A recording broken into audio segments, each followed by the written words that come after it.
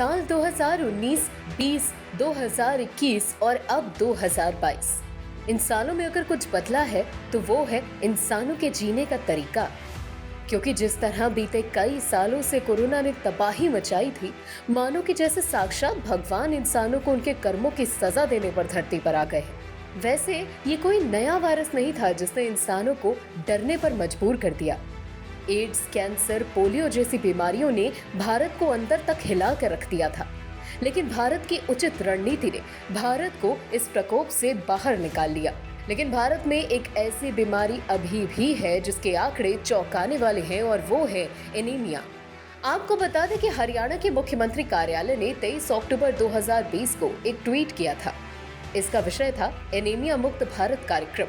Tweet में मुख्यमंत्री मनोहर लाल खट्टर की एक गौरवान्वित टाइप की तस्वीर लगाते हुए हरियाणा सीएमओ ने लिखा था, केंद्रीय स्वास्थ्य एवं परिवार कल्याण मंत्रालय और यूनिसेफ की पहल पर शुरू किए गए एनीमिया मुक्त भारत यानी AMB कार्यक्रम में हरियाणा ने देश के 29 राज्यों को पछाड़कर प्रथम स्थान प्राप्त किया है। हालांकि हकीकत यह है कि हरियाणा में 6 से 59 महीने के 70.4% बच्चे एनीमिया से ग्रसित हैं।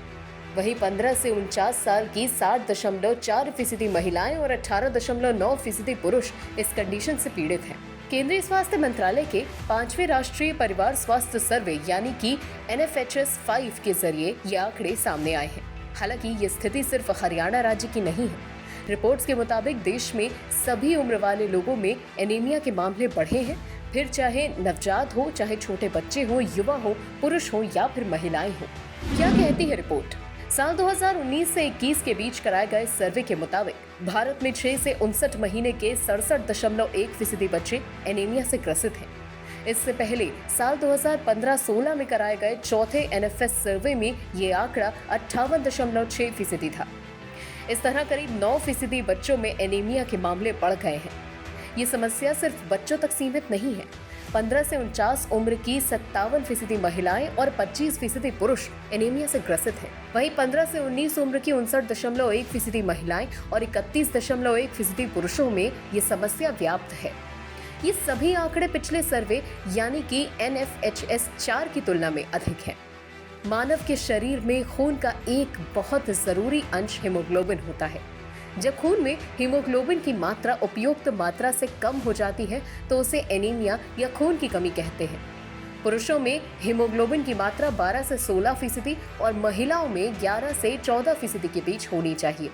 जिन लोगों के खून में हीमोग्लोबिन की कमी होती है वो बहुत जल्दी थक जाते हैं। किसी काम के करते हुए उन्हें बहुत जल्दी सांस फूलने लगती है, हाथ पैर में दर्द रहता है और साथ ही चिड़चिड़ापन आ जाता है। एनीमिया मुक्त भारत को झटका। केंद्रीय स्वास्थ्य एवं परिवार कल्याण मंत्रालय ने साल 2018 में महिलाओं, बच्चों और किशोरों में एनीमिया कम करने के लिए एनीमिया मुक्त भारत यानी AMB की शुरुआत की थी। इसके तहत एनीमिया को हर वर्ष 3% की दर से कम करने का प्रावधान किया गया था।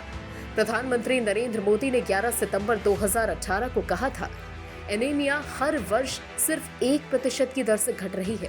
सरकार ने तय किया है कि राष्ट्रीय पोषण अभियान के तहत इस गति को 3 गुना किया जाए। एनीमिया मुक्त भारत के इस संकल्प को आप सभी पूरी ताकत से पूरा करने वाले हैं। एनीमिया से मुक्ति का मतलब लाखों गर्भवती महिलाओं और बच्चों को जीवन दान देना है। हालांकि NFHS 5 के आंकड़ों से साफ होता है कि हम पीछे की ओर जा रहे हैं और एनीमिया घटने के बजाय बढ़ रहा है। किस राज्य में क्या स्थिति है? रिपोर्ट के मुताबिक एनीमिया की सबसे बड़ी समस्या गुजरात में है। यहाँ 6 से 59 महीने के 80% बच्चे इससे ग्रसित हैं। इसके बाद मध्य प्रदेश में 73%, राजस्थान में 72% और पंजाब में 71% बच्चे एनीमिया की समस्या से जूझ रहे हैं।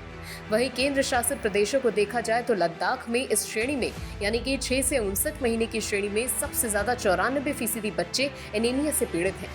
बच्चों में सबसे कम एनीमिया की दिक्कत केरल में दर्ज की गई है। यहाँ के 39% बच्चे इससे पीड़ित हैं। इसके बाद अंडमान और निकोबार द्वीप समूह में 40% और नागालैंड तथा मणिपुर में 43% बच्चे एनीमिया की चपेट में हैं। ये तो है भारत के एनीमिया के ताज़ा आंकड़े। अब आप ही ये फैसला कीजिए कि हमें इन आंकड़ों को कैसे घटाना है, क्योंकि सरकार तो अपने कार्यक्रम चला रही है, लेकिन इसका फायदा कहां तक हो रहा है ये देखने वाली बात है। न्यूज़ डेस्क, जनहित टाइम्स।